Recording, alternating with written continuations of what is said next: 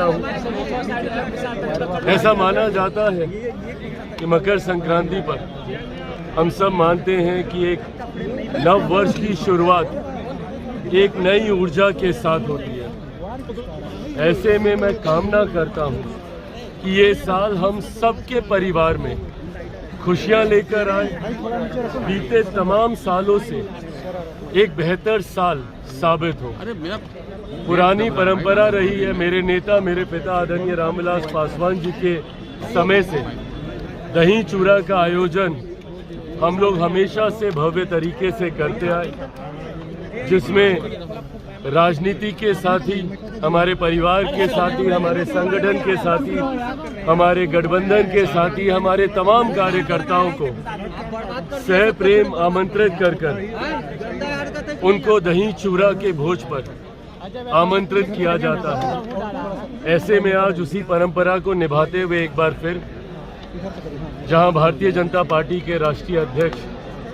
माननीय नितिन नवीन जी यहाँ पे मौजूद थे, मुख्यमंत्री आदरणीय नीतीश कुमार जी यहाँ पे मौजूद थे, डिप्टी सीएम सम्राट चौधरी जी, केंद्रीय गृह राज्य मंत्री नित्यानंद राय जी के साथ तमाम नेतागण, तमाम मंत्रीगण, तमाम विधायकगण, इन सब का यहाँ पर आकर दही चूड़ा के भोज में सम्मिलित होना ये दर्शाता है कि हम सब मिलकर एक नई ऊर्जा के साथ बिहार को विकसित राज्य बनाने के लक्ष्य के लिए एक साथ आगे बढ़ने का हम लोग प्रयास कर रहे हैं। अभी बातचीत के क्रम में भी यही चर्चा थी कि किस तरीके से बिहार फर्स्ट, बिहारी फर्स्ट की सोच के साथ हम लोग आगे बढ़ रहे हैं। इसमें पूरा गठबंधन एकजुट होकर बिहार को विकसित राज्य बनाकर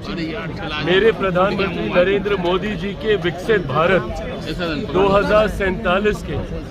लक्ष्य को पूरा करने की दिशा में हम लोग आगे बढ़ने का कार्य कर रहे हैं। मकर संक्रांति हमारी इस सोच में एक नई ऊर्जा बनकर हम लोग को प्रेरित करने का कार्य करती है। एक बार फिर से आप सबको और आपके माध्यम से पूरे बिहार वासियों को,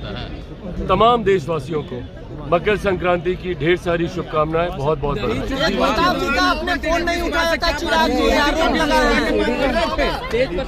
मुख्यमंत्री नीतीश कुमार जी का आना,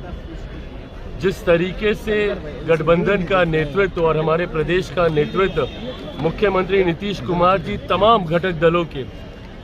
साथ सुझाव के साथ कर रहे हैं, ये दर्शाता है कि गठबंधन पूरी एकजुटता के साथ बिहार को विकसित राज्य बनाने के क्रम में आगे बढ़ रहा है। आज थोड़े समय के लिए ही सही, पर मुख्यमंत्री जी जब मौजूद हैं तो बिहार के विकास को लेकर भी बिहार फर्स्ट, बिहारी फर्स्ट आने वाले दिनों में मुख्यमंत्री जी कल से यात्रा पर निकल रहे हैं,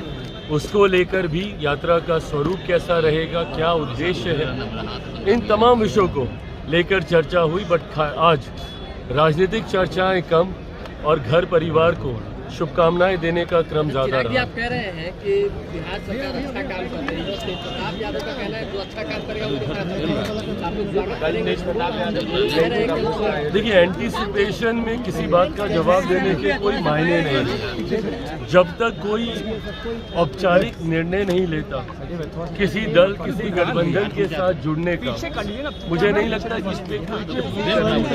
औचित्य बनता है। जिस दिन कोई ऐसा औपचारिक प्रस्ताव आएगा, यकीनन गठबंधन के भीतर उसको लेकर चर्चा होगी और हर दल इस विषय पर अपनी बात को औपचारिक तौर पर आना चाहेंगे तो आप लोग किसी के आने नहीं आने की जब तक विधिवत जानकारी नहीं हो जाती, मुझे लगता है ये बातें सिर्फ और सिर्फ भ्रमित करने का कार्य करती हैं। वो जिस परिवार से आते हैं वो मेरा भी परिवार है। ऐसे में उस परिवार की मर्यादा को रखते हुए और राजनीति की मर्यादा को रखते हुए, राजनीति में जब तक कुछ औपचारिक नहीं होता, कयासों पर बयानबाजी करना से भ्रम को बढ़ाने का कार्य करता है।